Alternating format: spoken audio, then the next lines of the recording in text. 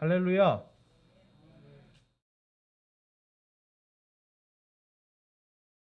우리가 할렐루야, 아멘 이 말 속에는요, 여러분 사실 감사가 들어 있습니다. 할렐루야는 주를 찬양하랍니다. 주를 찬양하라 그러는데 마음속에 감사가 있으니까 아멘 하는 거예요.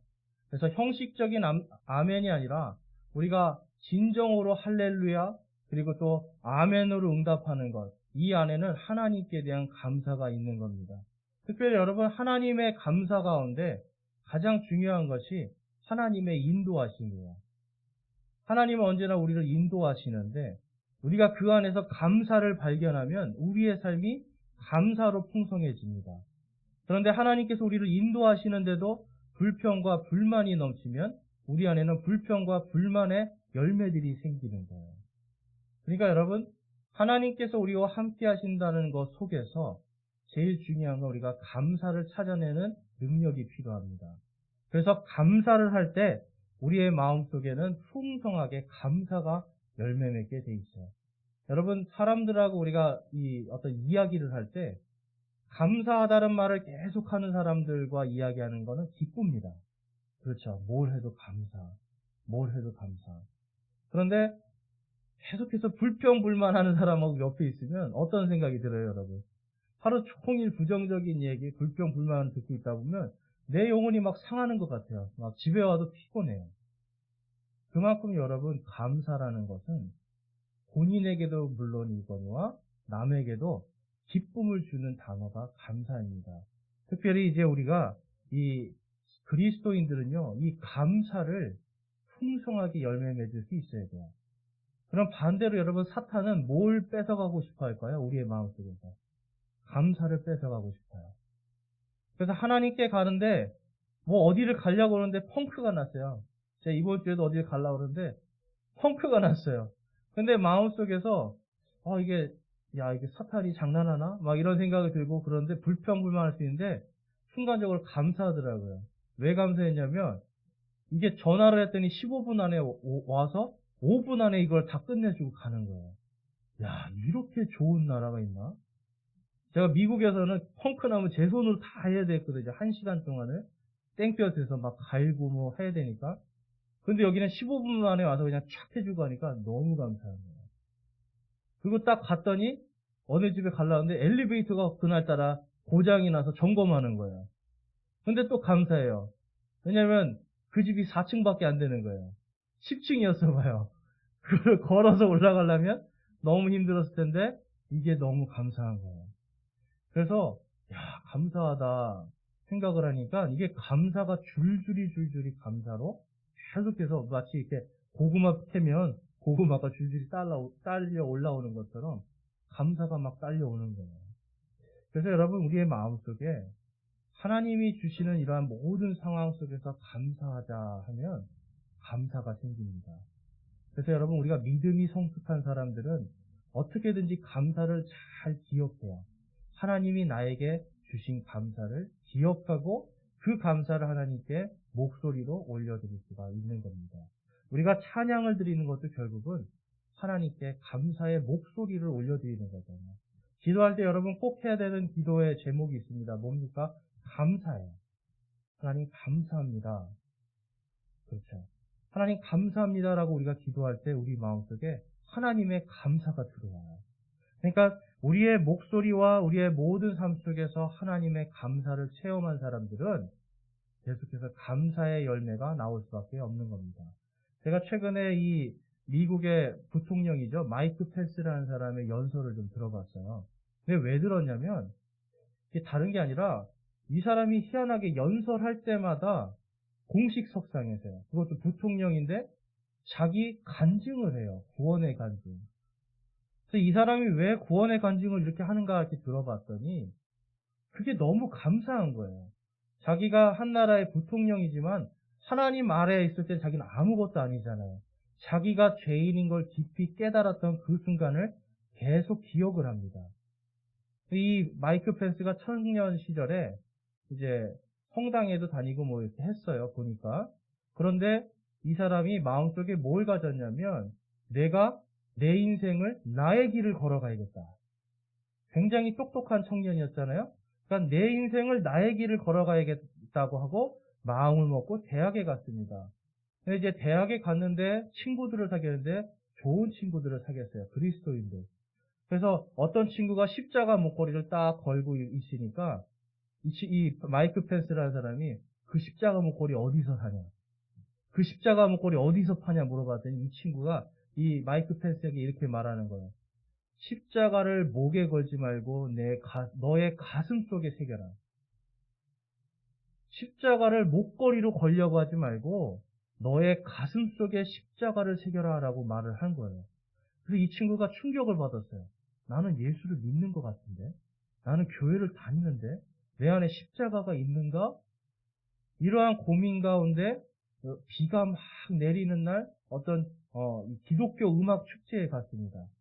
기독교 음악 축제에 갔는데 거기서 요한복음 3장 16절 말씀을 가지고 설교하는 내용이 나오는 거예요. 하나님께서 세상을 이처럼 사랑하사 자신의 독생자를 주셨으니 이는 누구든지 그를 믿으면 멸망하지 않고 영존하는 생명을 얻으리로라는 이 말씀에 아무것도 아닌 말씀인 것 같았어요. 자기는 예전에 이 말씀을 들었어요. 수백 번을 들은 설교예요. 그런데 그날 이 말씀이 자기를 딱 때리면서 자기 영혼이 쪼개지는 거예요. 내가 죄인이구나.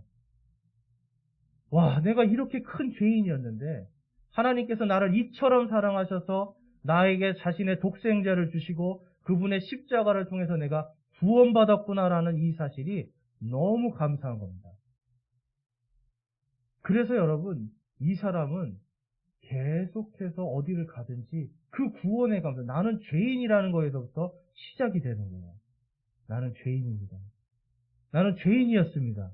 그런데 예수 그리스도 때문에 내가 구원을 받았습니다라는 간증을 해요.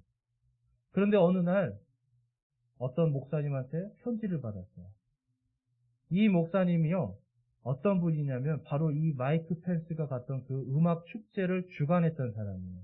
근데 이 음악 축제에 뒷이야기가 있더라고요. 그러니까 신학교에서 하던 축제였는데 신학교에서 이걸 못하게 했어요. 이제 하지 말자. 그래서 이 목사님은 그때 막 결혼을 해서 신혼생활을 해야 되는데 부인하고 기도를 하면서 하나님께서 이걸 하기를 원한다 라는 강한 마음을 주신 거예요. 그래서 주위의 만류에도 불구하고 이 축제를 잘 준비합니다. 1년 동안. 신혼생활도 다 포기하고 축제를 위해서 한 영혼을 살려야 되겠다는 마음으로 잘 준비를 합니다. 그래서 여러분 그 축제를 딱 열었는데 어떻게 됐을까요? 비가 오는 거예요. 그날. 야외 공연을 해야 되는데 비가 막 내리니까 어떻게 사람들이 다 흩어지잖아요. 사람들이 흩어지고 아무도 이제 그거에 관심을 안 가졌고 사람들은 또한 학교에서는 이 축제는 이제 망했다라고 생각한 거예요. 이 축제는 이제 더 이상 할 의미가 없다라고 생각한 거였어요. 이 목사님의 마음은 어땠을까요? 한평생을 그게 마음의 짐이었어요. 그런데 바로 그날 비 오는 날 언덕에 한 청년이 예수 그리스도를 만나는 겁니다. 그 사람이 예수 그리스도를 만나서 내가 한평생을 이제는 내 인생을 예수 그리스도께 드리겠다라고 하는 그날 거기서 서원을 하고 자기 인생을 자기의 길에서 하나님의 길로 돌이키는 역사가 일어난 거였어요. 그런데 그 청년이 누구예요? 미국의 부통령인 마이크 펜스. 그 사람이 나와서 그 사람이 나와서 연설하는 걸 들으면서 이 목사님은 감사의 눈물을 흘릴 수밖에 없었어요. 왜 그랬을까요? 그날도 하나님께서 일하셨군요. 여러분, 우리가 감사를 할 때 어쩔 때는 우리에게 힘든 일이 있어요. 어쩔 때는 우리에게 고난의 순간들이 있습니다. 그런데 우리가 중요하게 생각해야 될 것은 그 시간, 그 순간에도 하나님께서는 일하신다는 거예요. 우리가 감사함을 못 보는 그 순간에도 하나님은 여전히 일하시고 계심을 이 마이크 펜스는 늘 사람들한테 고백을 합니다. 그래서 여러분, 우리가 이 어떤 특정한 사람의 이러한 간증들을 따라간다는 게 아니라 우리의 마음속에 여러분 힘들 때도 감사할 수 있는 조건이 하나님께서는 그때도 일하신다는 거예요. 우리가 기쁠 때에도 감사하는 건 당연하지만 슬프고 괴롭고 인생의 큰 풍랑 속에서 감사할 수 있는 이유는 그때도 하나님께서는 일하신다는 겁니다. 그래서 여러분 우리의 마음속에는 나의 길, 나의 기대를 통해서 감사를 따라가는 게 아니라 하나님의 뜻과 하나님의 기대를 할 때 우리는 더 큰 감사를 할 수 있습니다. 또한 내가 얼마나 하나님 앞에 큰 죄인임을 깊이 깨달을 때 우리는 더욱더 깊이 감사할 수가 있어요. 그래서 오늘 이 요나의 이 이야기를 통해서 우리가 하나님께 정말 깊은 감사, 그리고 깊은 회개를 통한 감사, 이러한 것들을 함께 나누기를 원하는데요. 오늘 본문 9절 말씀 한번 보시면, 여러분 요나라는 인물이요, 불평불만이 굉장히 많은 인물이에요. 이 사람이요. 심지어는 하나님도 한테도 어때요? 하나님의 뜻도 내가 싫으면 안 하겠다고 도망간 정도의 사람이었어요. 그런데 이 사람이 하나님께 다음과 같은 고백을 합니다. 우리 함께 읽어볼까요? 나는 감사의 목소리로 주께 희생물을 드리며 내가 서원한 것을 갚겠나이다. 구원은 주께 속하나이다 하니라. 아멘. 요나는요, 지금 이거를 어디서 얘기하는지 아세요, 여러분? 지금 요나는 땅속 지옥에서 지금 이 기도를 하고 있는 거예요. 내가 죽어보니까, 야, 이 하나님의 구원의 은혜가 이렇게 감사한 줄 내가 몰랐던 거예요. 그래서 여러분 오늘 말씀을 통해서 우리는 이 요나가 하나님께 이 구원은 주께 속해 있나이다 라고 고백하고 찬양하면서 감사의 목소리를 올려드리는 이걸 한번 깊이 살펴보기 원합니다. 특별히 그의 이 감사의 목소리는요, 회개를 통한 감사였어요. 여러분, 감사에 있어서 제일 중요한 것이 회개가 먼저입니다. 오늘 말씀 한번 보겠습니다. 본문 말씀 2절 말씀 보시면, 이르되 내가 내 고난으로 인하여 주께 부르짖었더니 그분께서 내 말을 들으셨고 내가 지옥의 뱃속에서 부르짖었더니 주께서 내 목소리를 들으셨나이다. 아멘. 요나는 지금 여러분 왜 이러한 일을 당했을까요?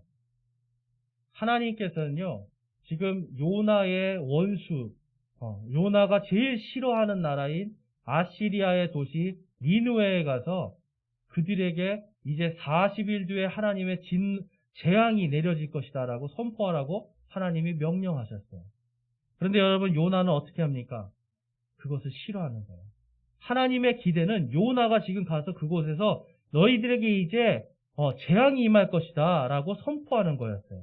근데 여러분 이 선포가 뭔지 아세요?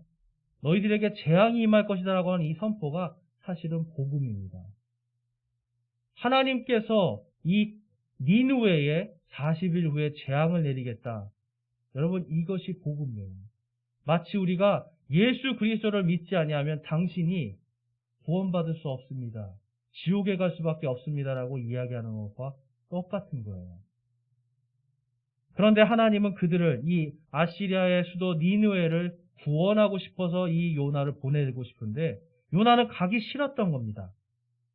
왜 가기 싫었을까요? 아시리아가 계속 이스라엘을 괴롭혔던 나라거든요. 그러니까 어떤 마음이 드냐면 나는 구원받아도 괜찮은데 저 나라는 안 된다는 거예요. 자기 마음대로 판단했어요. 하나님은 이 악한 니느웨도 구원하고 싶은 마음이 있으신 거예요. 하나님은 어떤 악한 나라나 악한 도시에 있는 사람들도 다 구원하고 싶은 마음이 있으신 거예요.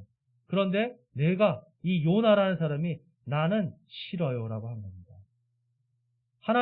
하나님의 뜻과 기대에 완전히 반대돼서 요나가 어떻게 합니까, 여러분? 그가 다시스, 지금의 스페인이에요. 이 니느웨는 동쪽에 있다라면 이 스페인은 서쪽에 있거든요. 그러니까 완전히 반대로 도망을 가는 겁니다. 여러분 이것이 무슨 죄인지 아세요? 하나님을 부정하는 죄예요.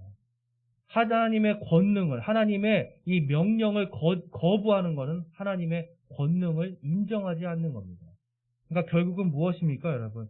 이 요나는 믿음을 버려버리는 거예요. 무엇 때문에요? 자기 감정 때문에. 많은 경우에 우리가 이 감정 때문에 감사를 잃어버려요. 내 기분 나쁜 감정, 내 슬픈 감정, 그리고 내가 미워하는 감정, 이것 때문에 하나님의 명령과 하나님의 은혜를 버려버리기 시작해요, 사람들. 그래서 여러분, 사람의 마음이 이 요나와 별로 다를 것이 없습니다. 요나서를 읽으면 읽을수록 여러분, 저는 저를 발견하게 돼요. 어쩌면 요나가 나랑 똑같을까 이랬대요. 하나님 말 정말 지지리도 안 듣는다. 근데 여러분, 이 요나가 하나님의 말씀을, 하나님의 존재 자체를 무시한 것, 이것이 가장 큰 죄인 것입니다. 여러분, 사람들이 하나님께서 왜 예수 그리스도의 이름으로 구원받도록 하셨어요? 하나님께서 살아계심을 보여주시는 그 한 이름, 이 세상에 보내준 한 이름이 예수 그리스도입니다. 자신의 독생자를 통해서 구원받을 수 있는 그 길을 열어주셨는데, 어떤 사람은 신이 없다고 합니다. 어떤 사람은 많은 신 중에 한 명이 그리스도라고 합니다. 어떤 사람들은 우리가 이 어떤 신인지 알 수 없다라고 이야기해요. 그런데 성경과 하나님의 확실한 하나님께서 살아계심의 증거인 예수 그리스도라고 하는 이 이름, 이거를 믿으면 구원을 받고, 이것을 무시하고 이것을 외면하면 구원받지 못하는, 이것이 하나님의 법이에요. 결국은 여러분, 세상 사람은 오늘도, 그리고 저와 여러분도 하나님의 이 살아계심에, 하나님의 존재를 무시하기 때문에 자꾸 죄를 저질러요. 여러분, 하나님께서 여러분과 함께 계십니까? 내가 세상 끝날까지 너희와 함께 하겠다고 하는 그 약속을 믿으십니까? 그 약속을 믿는데 그 옆에 계시잖아요. 그런데 우리는 너무나 쉽게 거짓말도 하고, 다른 사람에게 악한 말도 하고, 뒤에서 남을 조롱하기도 하고 비판하기도 하잖아요. 근데 만약에 그때 내가 얼마나 큰 죄인이었는가를 깨닫게 된다면 일이 막아지는 겁니다. 그래서 우리는 이 독생자 예수 그리스도의 말씀에서, 그리고 하나님을 믿는 믿음에서 떨어져 나가는 순간 요나와 똑같이 하나님을 부인하는 꼴이 우리 인생에서 계속 그런 것들이 나타나는 거예요. 그래서 예수님께서 요한계시록 2장 5절 말씀에서 이 에베소 교회 사람들에게 이렇게 경고를 하시는 거예요. 여러분, 이 말씀은 안 믿는 자에게 지금 주신 말씀이 아니라 믿는 자에게 주신 말씀입니다. 자, 요한계시록 2장 5절 말씀입니다. 우리 함께 읽어볼까요? 그러므로 내가 어디로부터 떨어졌는지 기억하고 회개하여 처음 행위를 하라. 만일 그리하지 아니하고 내가 회개하지 아니하면 내가 속히 내게 가서 내 등잔대를 그것의 자리에서 옮기리라. 아멘. 등잔대는 성령님을 말합니다. 결국은 교회에서 성령님을 옮긴다는 것은 교회가 망하게 될 거라는 걸 말씀하는 거예요. 실제로 에베소 교회는 지금 흔적도 없이 사라졌습니다. 왜 그러냐면 하나님을 처음 믿었던 그 처음 사랑, 그 믿음에서 떨어져 나갔기 때문에 에베소 교회는 지금 사라져버렸어요. 여러분, 하나님께서 믿는 자들에게 경고하시는 게 이거예요. 회개하라는 겁니다. 너희가 어디서부터 떨어졌는지. 우리가 믿음 생활을 잘한다고 하지만 우리가 하나님의 말씀에서 떨어진 생활, 우리의 입술과 우리의 손과 발이 하나님의 말씀 안에서 주님을 사랑하고 이웃을 사랑하라고 하는 이 명령들에서 떨어지는 순간, 나의 욕심과 나의 탐욕 속에서 그것을 위해서 살아가는 순간에 우리는 하나님으로부터 떨어지게 되어 있습니다. 마치 요나가 동쪽으로 가라고 했는데 서쪽으로 도망간 것 같이 하나님을 무시하는 거예요. 하나님의 존재 자체를 인정하지 않게 되는 겁니다.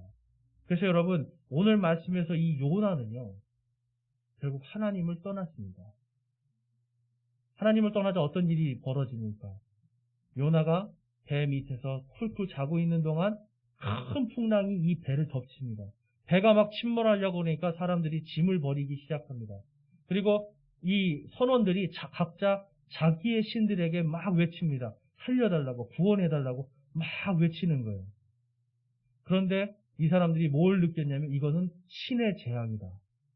그래서 자기들의 신에게 외쳐도 안 되니까 도대체 누구의 죄 때문에 이것이 있는가라고 막 찾아보고 신문하는데 배 바닥에서 잠을 자고 있는 요나를 발견한 거예요.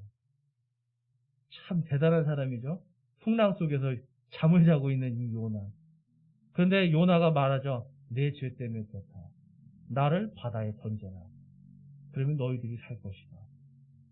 그러자 이 선원들이 이거는 우리의 죄가 아닙니다 하면서 하나님께 기도를 하는 거예요. 이것은 우리의 죄가 아닙니다. 이 사람의 죄 때문에 이 일이 생겼으니까 이 사람을 던지는데 우리를 용서해 주십시오라고 해요. 하나님께. 그리고 실제로 요나를 바다에 딱 던졌더니 어떤 일이 벌어집니까? 큰 고래가 와서 요나를 탁 삼키고 바다가 잠잠해지는 겁니다. 그러자 이 선원들이요, 자신들이 원래 믿었던 신이 있었잖아요. 그런데 그 신들이 아니라 이제는 내가 하나님만, 이 요나의 하나님만 믿겠습니다라고 하고 그분에게 희생물을 드리고 서원을 합니다. 요나는 여러분, 여기서 우리가 생각할 게 하나님께서는 요나 한 명을 구해주려고 한 게 아니라는 거예요. 바로 이 선원들도 한 사람 한 사람이 하나님께서, 이 이스라엘의 하나님 여호와 하나님께서 참 하나님이심을 알게 해주시는 거예요. 선원들도 구원을 받았습니다. 그래서 이 요나가요, 결국은 어떻게 됩니까, 여러분? 요나가 고래의 뱃속에서 죽게 됩니다. 그리고 요나의 혼은 이 바닷속, 이 땅속에 있는 지옥으로 들어가서 거기에 있는 거예요. 근데 여러분, 우리가 알아야 되는 게 있어요. 요나가 간 지옥이 어떤 지옥일까요? 불이 활활 타오르는 그 지옥일까요?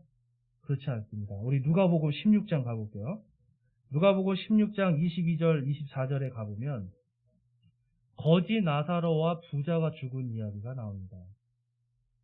거지 나사로가 이제 죽었습니다. 22절에 그 거지가 죽어 천사들에 의해 아브라함의 품으로 옮겨지고 그 부자도 죽어 묻히게 되었더라. 그가 지옥에서 고통 중에 눈을 들어 멀리 아브라함과 그의 품에 있는 나사로를 보고 소리를 지르며 이르되 아버지 아브라함이여 내게 긍휼을 베푸사 나사로를 보내어 그가 그의 손가락 끝에 물을 찍어 내 혀를 서늘하게 하도록 하소서. 내가 이 불꽃 가운데서 고통을 받나이다 하거늘. 자, 여러분 지금 상황이 이해가 되세요? 부자가 있는 지금 불이 타오르는 지옥이 있습니다. 그리고 바로 그 건너편에 누가 있는 거예요? 나사로가 있는 거예요. 그래서 유대인의 이 관념 속에서는 이 땅 속의 지옥에 심판받는 지옥이 있고요. 그 다음에 예수께서, 메시아께서 오셔서 부활해서 자기들을 데리고 올라갈 동안 잠깐 머무는 낙원이라 불리는 아브라함의 품이 있습니다. 지금 여러분 나사로는 아브라함의 품에 가서 멀리서 지금 고통받고 있는 이 부자를 보고 있어요. 요나는 어땠을까요, 여러분? 요나도 지금 죽어서 그의 혼이 땅의 지옥에서 지금 외치고 기도하고 있잖아요. 근데 그가 활활 타오르는 지옥이 아니라 바로 이 낙원, 아브라함의 품이라는 곳에서 멀리서 고통받는 사람들을 보는 거예요. 여러분 이게 가만히 생각해 보세요. 나는 하나님을 대적해서 지금 도망갔어요. 하나님을 인정하지 않고 큰 죄를 지었어요. 그런데 하나님께서 지옥에 보내지 않으시고 지금 낙원에 자기가 와 있어요. 그는 자기의 죄를 이제 철저하게 깨닫는 겁니다. 와, 그리고 하나님의 은혜를 깨닫는 거예요. 나 같은 죄인이 어떻게 이곳에 올 수 있을까? 나같이 하나님을 대적한 자가 어떻게 이곳에 와 있을까 생각하면서 그는 아까 우리가 읽은 것처럼 하나님께 감사의 목소리를 올려드리는 거예요. 죽어봤더니 내가 큰 죄인인 걸 깨달았던 거예요. 죽어봤더니 내가 저 불구덩이 속으로 갈 수 있었던 인생이 구원받아서 지금 여기 있구나라는 생각에 그 감사와 은혜가 그 안에 충만하게 되는 겁니다. 여러분 죽은 다음에는 소용이 없는 거죠. 그런데 하나님은 특별하게 요나를 그렇게 사용하셨어요. 자, 우리 4절에서 5절 말씀 한번 보겠습니다. 요나가 이렇게 고백합니다. 그때에 내가 말하기를 내가 주의 눈앞에서 쫓겨났을지라도 다시 주의 거룩한 전을 바라보리이다 하였나이다. 물들이 나를 에워싸되 혼까지 에워쌌으며 기품이 나를 둘러막고 해초가 내 머리를 감쌌나이다. 아멘. 지금 이 요나의 고백이 뭔지 아세요? 내가 다시 주의 거룩한 전을 바라보겠나이다. 이게 무슨 뜻이냐면 내가 다시 살아날 것이다 라고 하는 소망을 갖는 거예요. 유대인들은 여러분 철저하게 부활의 소망을 갖고 있었습니다. 그가 활활 타오르는 지옥이 아니라 지금 어디 있는 거예요? 아브라함의 품, 낙원에 있으니까 내가 구원받았구나. 와, 내가 살았구나. 그런데 그 다음에는 뭐예요? 그럼 이제 내가 부활을 하겠구나라고 하는 소망을 가지니까 내가 다시 예루살렘에 있는 그 성전을 보겠다라고 지금 고백하고 5절에서 뭐냐면 물들이 내 혼을, 그러니까 지금 죽어서 혼은 지옥으로 가 있잖아요. 하나님의 낙원에 가 있고 그 다음에 자기의 머리, 바로 육신은 고래가 먹은 밥 중에 해초들이 있었어요. 그게 자기 머리를 감싸고 있다. 그러니까 내 육체는 지금 고래 뱃속에 있고 내 혼은 지금 혼은 살아서 구원받아서 지금 하나님이 예비하신 그 낙원에 있는 것을 감사하면서 그는 자신의 죄를 깊이 깨닫기 시작합니다. 그래서 여러분 6절에서 7절 말씀 한번 볼게요. 6절에서 7절 말씀 보면 내가 산들의 밑바닥까지 내려갔으며 땅이 자기 빗장들과 함께 영원히 내 곁에 있었사오나 오 주 내 하나님이여 주께서 내 생명을 썩음에서 끌어올리셨나이다. 내 혼이 내 속에서 기진할 때에 내가 주를 기억하였더니 내 기도가 주께 이르렀으며 주의 거룩한 전에 이르렀나이다. 아멘. 이 말씀을 통해서 우리가 알 수 있는 게 뭐냐면 요나는 자신의 힘으로 구원받았다는 게 아니에요. 하나님 살려주십시오. 그가 죽어가는 딱 고래에게 먹히는 그 순간에 그가 하나님 하고 하나님을 불렀던 거예요. 그때 하나님이 그의 음성을 듣고 하나님이 그 음성에 귀 기울여 주십니다. 자신이 한 것은 아무것도 없고 자신은 오직 죄를 지었을 뿐인데 하나님께서 자신을 내 생명을 썩음에서 끌어올리셨나이다. 뭐가 썩죠 여러분? 육신이 썩잖아요. 혼이 썩는 게 아니라 육신이 썩잖아요. 자기를 부활해 주시길 다시 소생시켜 주시는 그 하나님께 지금 감사의 말씀을 드리면서 다시 한번 자기 자신이 이제는 내가 거룩한 전에 이를 것을 그는 소망하고 있는 것입니다. 그래서 여러분 하나님은요 우리가 이 죄의 무게가 얼마나 심각한지 죄의 문제가 얼마나 심각한지를 깊이 깨닫기를 원하시는 거예요. 특별히 우리가 이 추수감사절에 주신 것에 많은 것을 감사를 하잖아요. 저는 아까 눈물에 감사를 했는데 여러분 더 근본적인 원인은 하나님 그 자체가 감사한 겁니다. 하나님이 살아 계시다고 하는 것이 감사한 거예요. 여러분 하나님께서 살아 계시다는 게 왜 감사할까요? 여러분의 기도를 들어주시잖아요. 여러분들께서 어떤 거를 말씀하시든지 하나님께서 들어주세요. 하나님은 하나님의 뜻 가운데서 그것을 이루어 주시고 싶어 하세요. 그러니까 어쩔 때는 고난으로 어쩔 때는 시련으로 하면서 어떻게 합니까? 점점 하나님이 원하시는 길로 인도를 해주십니다. 여러분 이게 은혜예요. 세상의 신들은 어때요 여러분? 세상의 신들. 세상의 신들은 뭔가를 많이 갖다 바치면 뭔가 줍니다. 그렇죠? 뭔가를 많이 갖다 바치면 줘요. 뭔가 많이 뭘 해야 그때서야 조금 줘요. 그런데 하나님은 그게 아니에요. 왜냐하면 하나님은 부족한 게 없으시기 때문에 우리가 한순간 주님 하고 부를 때 그 응답을 듣고 인도해 주시는 거예요. 그래서 여러분 세상에 신이 줄 수 없는 감사는 하나님께서 살아계시다라는 거예요. 하나님께서 우리 옆에서 우리의 목소리를 들으신다는 겁니다. 지극과 정성으로 막 하루 24시간 기도한다고 들어주실까요? 아니에요. 요나처럼 하나님 살려주십시오 이 한마디 그냥 하나님 하는 이 한마디에 하나님께서 우리의 마음과 생각을 하시고 하나님이 역사해 주시는 겁니다. 여러분 하나님이 살아계심에 감사하고 계세요. 요나는요 그거를 뒤늦게 깨달았습니다. 요나의 마음속에는 지금 자신이 얼마나 큰 죄를 저질렀는가에 대한 자신의 죄의 무게를 감당하지 못하고 있는 거예요. 그러면서 또한 하나님께서 그럼에도 불구하고 나를 살려주신 하나님, 나를 썩음에서 구원하셔서 나를 소생시켜 주시는 그 하나님의 감사를 하고 있는 겁니다. 우리 죄의 무게에 대해서 한번 깊이 생각해 보겠습니다. 우리 마태복음 18장 23절에서 27절 한번 보시겠습니다.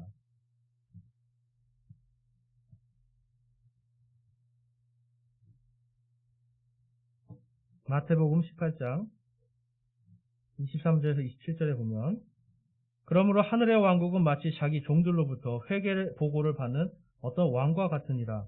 그가 계산을 시작할 때에 10,000달란트 빚진 자 하나가 그에게 끌려왔으나 그러므로 그 종이 엎드려 주인에게 경배하며 이르되 주인이여 나를 참아주소서 내가 주인께 다 갚겠나이다 하거늘 이에 그 종의 주인이 불쌍히 여기는 마음을 가지고 그를 풀어주며 그에게 그 빚을 용서해 주니라. 그 빚을 용서해 줍니다. 아멘. 자, 여기서 지금 예수님이요, 자기 자신을 왕으로 비유하고 계시고, 그 다음에 저와 여러분을 지금 종으로 비교하시는 겁니다. 종이 여러분 한평생 자기가 이렇게 빚진지 몰랐던 거예요. 왕 앞에 나와서 회계보고를 할 때까지 자기가 이만큼 빚진지를 몰랐는데 얼마를 빚졌다고 그래요, 여러분? 10,000달란트. 10,000달란트가 여러분 얼만큼 되는 가격인지 아세요? 10,000달란트. 이 1달란트가 노동자가 매일같이 돈을 벌어서 한 푼도 안 쓰면 16년 동안 벌 수 있는 돈이 1달란트입니다. 16년 동안. 그러면 여기서 곱하기 이제 만을 하면 얼마예요, 여러분? 16만 년입니다. 저와 여러분의 죄값이 16만 년 동안 일해야, 한 푼도 안 쓰고 일해야 겨우 갚을 수 있는 죄예요. 우리의 죄가 그 정도 값어치예요. 근데 여러분, 이 16만 년 동안 갚을 수 있습니까? 없습니까? 없죠. 사람이 16만 년을 살 수가 없잖아요. 그리고 죄를 지면 질수록 여러분, 빚이 계속 더해질 뿐이지 갚아지진 않아요. 그런데 지금 여기서 종이 주인에게 묻습니다. 주인에게 간청을 합니다. 제발 저를, 이 빚을 탕감시켜 주시옵소서. 나를 참아 주십시오. 내가 나가면 다 갚도록 노력하겠습니다. 그러나 이 주인은 그렇지 못한다는 걸 알잖아요. 그래서 자신이 은혜로 이 모든 빚을 탕감해 주는 겁니다. 그의 모든 죄를 용서해 주는 이 주인의 마음. 이것이 바로 예수 그리스도의 마음이에요. 이것이 바로 하나님의 마음이에요. 하나님의 기대는 언제나 우리가 죽지 않고 멸망하지 않고 영존하는 생명, 영원한 생명을 얻기를 원하시는 겁니다. 돈과 세상의 어떤 이러한 것에 묶여서 자유를 잃는 것이 아니라 하나님 안에서 예수 그리스도 때문에 참 자유를 누리는 것을 하나님은 원하시는 거예요. 그래서 여러분, 이 죄의 무게가, 저와 여러분의 죄의 무게, 아무도 감당할 수 없는 이 무게를 누가 직접 지고 가십니까? 예수님께서 지고 가시는 거예요.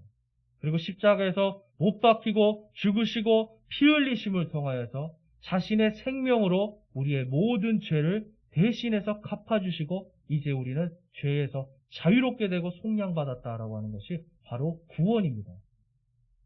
여러분 구원 받으셨습니까? 바로 이 죄에서 구원 받고 싶으십니까?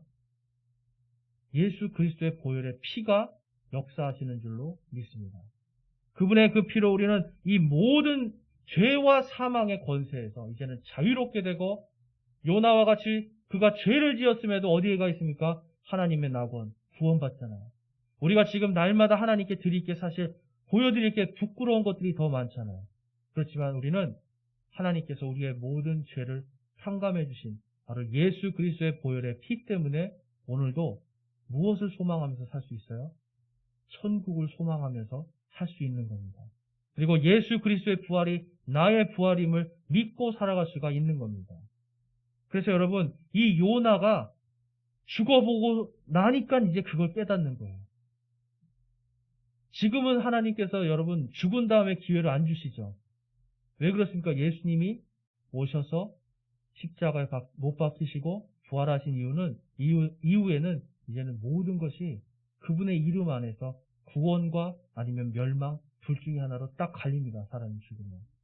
하나님은 특별하게 요나를 통해서 바로 구원의 기쁨과 구원의 은혜를 보여주시기 위해서 특별하게 요나에게만 지금 이러한 부활의 표적으로 그를 살려주시는 거예요.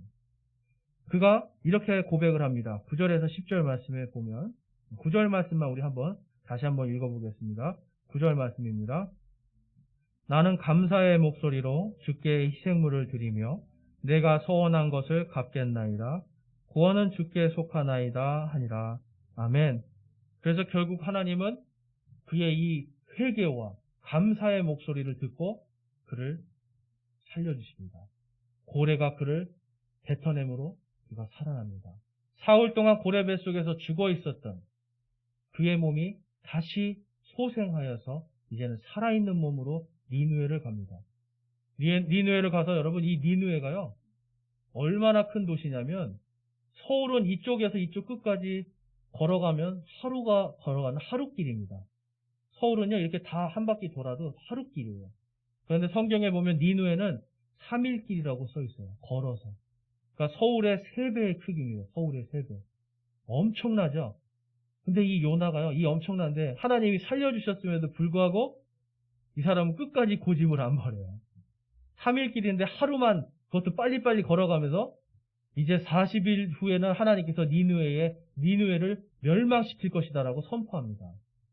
그랬더니 어떤 일이 벌어져요? 니느웨 왕이 하나님 앞에 회개를 하기 시작합니다. 온 백성에게 금식 명령을 내립니다. 이제 너희는 죄를 짓지 마라. 심지어는 짐승까지도 전부 다 죄를 짓지 못하도록 그가 죄를 뿌리고 철저하게 이 도시가 전체가 다 하나님 앞에 회개를 합니다. 그 결과 어떻게 됐을까요? 예수님이 그 결과를 바로 이렇게 말씀해 주시는 거예요. 마태복음 12장 40절에서 41절에 가보면 요나가 밤낮으로 40절입니다. 사흘 동안 고레배 속에 있었던 것 같이 사람의 아들도 밤낮으로 사흘 동안 땅의 심장부에 있으리라. 심판때에 니느웨 사람들이 이 세대와 함께 일어나 이 세대를 정죄하리니 이는 그들이 요나의 선포로 인해 회개하였기 때문이거니와 보라 요나보다 더 큰 이가 여기 있느니라. 아멘. 예수님이 요나처럼 사흘 동안 땅속에서 땅의 심장부가 어디예요 여러분? 아까 말한 땅의 심장부 바로 하나님의 낙원입니다. 예수님께서 그곳에 계실 것이고 요나처럼 다시 부활하였는데 이 여기서 보면 예수님이 부활하시고 다시 오실 때 니느웨 사람들을 다 부활시켜서 이 세대 바로 이 이스라엘 백성들의 악한 세대들을 심판하게 하겠다라고 약속하시는 거예요. 니느웨 사람들이 구원을 받았습니까? 못 받았습니까? 구원을 받은 겁니다. 요나와 같이 그들도 부활의 은혜에 동참하는 자들이 된 겁니다. 여러분 이 니느웨 사람들이 구원받은 다음에 한 일이 뭔지 아세요? 이들은 하나님의 뜻대로 북이스라엘 왕국을 멸망시켜버립니다. 이스라엘 사람들의 입장에서 보면 악한 자들이죠. 그렇지만 하나님께서는 그들을 들어쓰셔서 이제는 하나님의 은혜 가운데서 구원과 부활의 기쁨으로 살아갈 수 있는 그것을 허락해 주신 거예요. 자신이 한 것은 아무것도 없지만 결국은 하나님의 은혜로 구원을 받는 것입니다. 그래서 여러분 우리가 이 죄에 대한 정말 이 만달란트 빚진 자의 그 심령으로 죄에 대한 우리가 더 큰 믿음과 내가 이만큼 죄인이라는 것을 깨닫는 그 순간에 은혜가 더해지길 마련인 것입니다. 그래서 우리 사도 바울이 로마서 5장 20절, 21절에 다음과 같이 말씀합니다. 우리 함께 읽어보겠습니다. 로마서 5장 20절에서 21절입니다. 또한 율법이 들어온 것은 범죄가 넘치게 하려 함이거니와 죄가 넘친 곳에 은혜가 더욱더 넘쳤나니 이것은 죄가 군림하여 사망에 이르게 한 것 같이 은혜도 의를 통해 군림하여 예수 그리스도 우리 주로 말미암아 영원한 생명에 이르게 하려 함이라. 아멘. 죄가 넘치는 곳에 은혜가 넘친다. 어떤 사람은 이걸 잘못 해석을 해서 죄를 많이 지면은 은혜가 넘친다고 생각해요. 근데 이거는 그게 아닙니다. 내가 얼마나 죄인인가를 철저하게 깨달을 때 은혜가 넘치는 겁니다. 내가 이렇게 큰 죄인인데 예수님께서 나를 위해 십자가에서 내 죄값을 대신 치루셨구나. 이것을 깨닫는 순간 우리는 은혜와 감사 속으로 들어갈 수 있는 거예요. 이것을 깨닫는 순간 내가 구원을 받을 수가 있는 겁니다. 그래서 죄가 넘치는 곳에 은혜가 넘친다라고 사도 바울은 오늘 우리에게 약속하고 있는 겁니다. 여러분 죄가 넘치는 곳에 은혜가 넘친다. 우리가 한 해 동안 이제 11월이면 이제 점점 한 해를 돌아보잖아요. 하나님이 주신 감사, 그 감사 가운데 이 요나처럼 철저하게 내가 얼마나 하나님 앞에 죄인이었는가를 깊이 깨닫는 것이 먼저입니다. 그런데 그것을 깨닫는 것만 하는 것은 세상의 모든 종교가 다 해요. 그런데 우리 그리스도인들은 뭐가 있습니까? 거기에 내가 죄인인데 그럼에도 불구하고 예수 그리스도 때문에 내가 구원받았다라고 하는 이 사실이 감사하고 감격스러운 겁니다. 내가 한평생 한 것이 아무것도 없는데 여러분 천국에 가 있다고 생각해 보세요. 이거 정말 큰 은혜 아닙니까? 내가 한평생 죄 가운데 살았는데도 내가 천국에 가 있다고 생각해 보세요. 큰 은혜입니다. 하나님은 생명을 살리기를 원하시는 거예요. 일단 살려놓고 그 다음에 붓겠다라는 겁니다. 일단 저와 여러분의 죄를 먼저 묻는 것이 아니라, 먼저 정죄하는 것이 아니라 영원한 생명을 먼저 주고 하나님의 왕국에, 천국에 먼저 보내놓고 그 다음에 회개보고를 하는 것입니다. 그래서 여러분, 오직 믿음으로 구원받을 수 있도록 하나님이 은혜를 주시는 거예요. 저와 여러분이 오직 믿음으로 예수 그리스도의 그 보혈의 피로 죄값이 사해지고, 이제는 그분의 부활처럼 우리도 다 같이 영광스러운 몸으로, 더 이상 아프거나 슬프거나 괴롭지 않는 영광스러운 몸으로 다시 살아나서 하나님과 함께 영원한 복락을 누릴 수 있는 그 기회를 주시고 싶은 것이 하나님의 마음입니다. 그것이 하나님의 사랑입니다. 우리가 그것을 바라볼 때에 감사할 수가 있는 겁니다. 바로 이 부활의 소망, 하나님의 이 은혜의 소망을 가지고 사도 바울은 우리 그리스도인들에게 이렇게 살아라고 권면을 하고 있어요. 데살로니가전서 5장 16절에서 18절 말씀 우리 함께 읽어보겠습니다.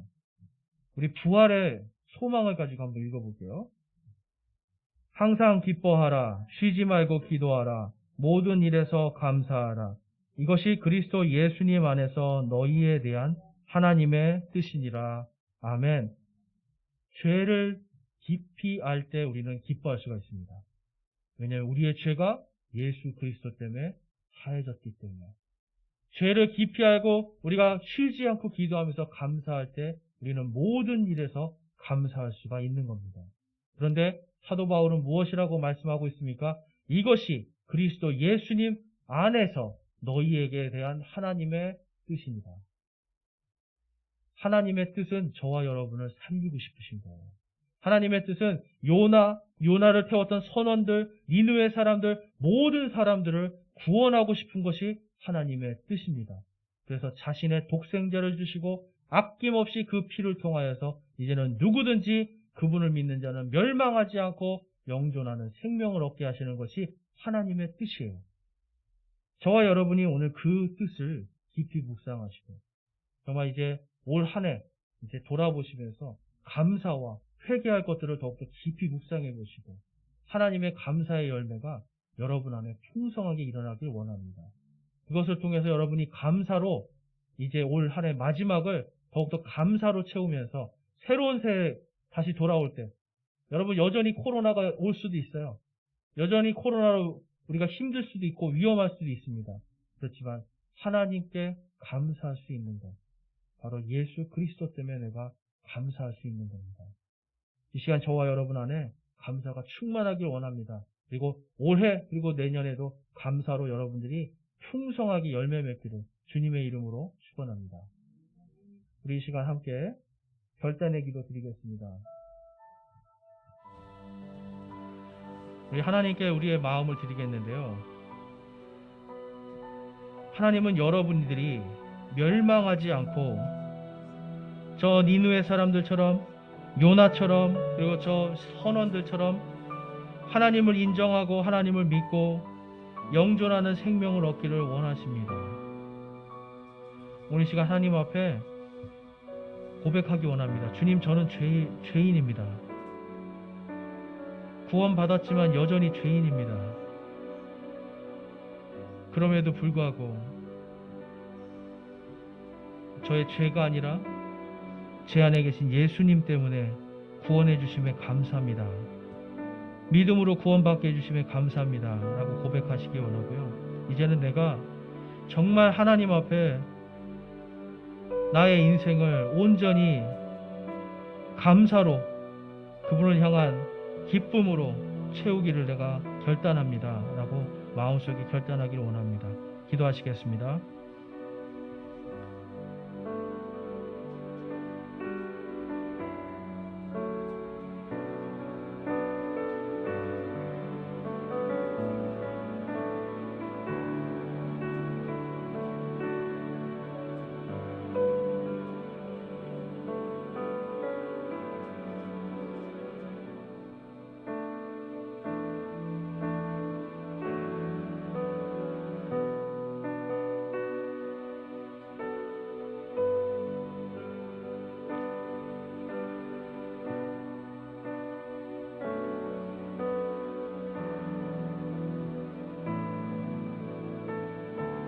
오늘 말씀을 통해서 내가 이제는 하나님께서 나와 함께 하시고 모든 순간에 역사하심을 믿음으로 내가 이제 그분께 감사의 목소리를 올려드리기를, 내가 그러한 삶을 살기를 소망합니다 하시는 분 있으면 우리 손을 들어서 하나님께 마음을 드리겠습니다.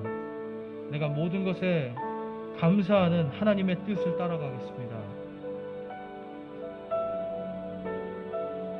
내 마음을 온전히, 내 삶을 온전히 하나님께 드리길 소망합니다. 감사합니다. 손 내려주시고요. 이 시간 내가 그동안 예수 그리스도를 나의 주와 나의 하나님으로 믿지 않고 내가 그분을 무시하고 살았는데, 이제는 내가 그분이 나를 위해 피 흘려주심을 믿습니다. 내가 그분의 피로 내 죄값이 사해지고 이제 내가 그것을 통하여 구원받기를 소망합니다 하시는 분 있으면 우리 손을 들어서 하나님께 우리의 구원을 위해서 마음을 드리겠습니다.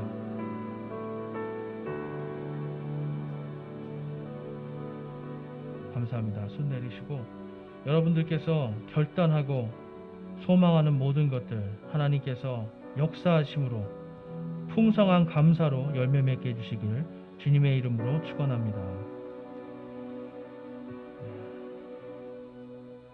우리 마지막